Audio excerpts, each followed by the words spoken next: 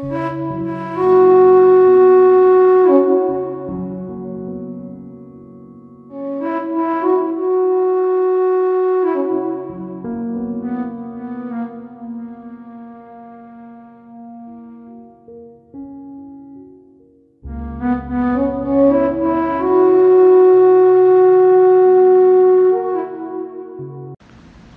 श्री राधे सभी को।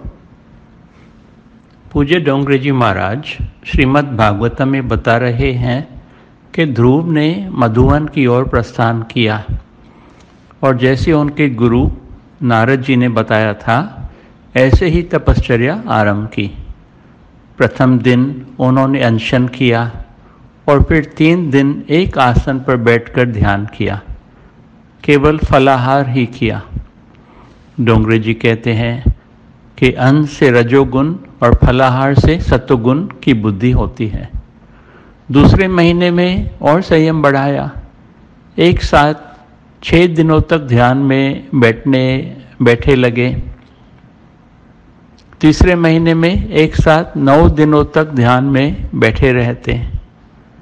फिर फलाहार भी छोड़ दिया, केवल वृक्षों के पत्ते ही खाते रहे। श्री डोंगरे जी कहते हैं कि हम भी धीरे धीरे संयम बढ़ाएं तो भक्ति भी बढ़ती ही जाती है। जिस विषय का एक बार त्याग किया उसमें मन और इंद्रियों को फिर कभी नहीं लगने दो।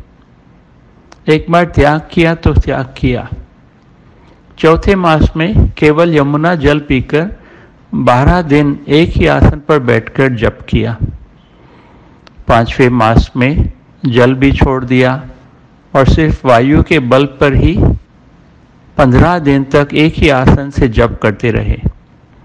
और जब 6ठा मास आया तो उन्होंने निश्चय किया कि जब तक परमात्मा नहीं मिलेंगे तब तक मैं आसन पर ही बैठा रहूँगा, और वे ध्यान जप में मग्न हो गए।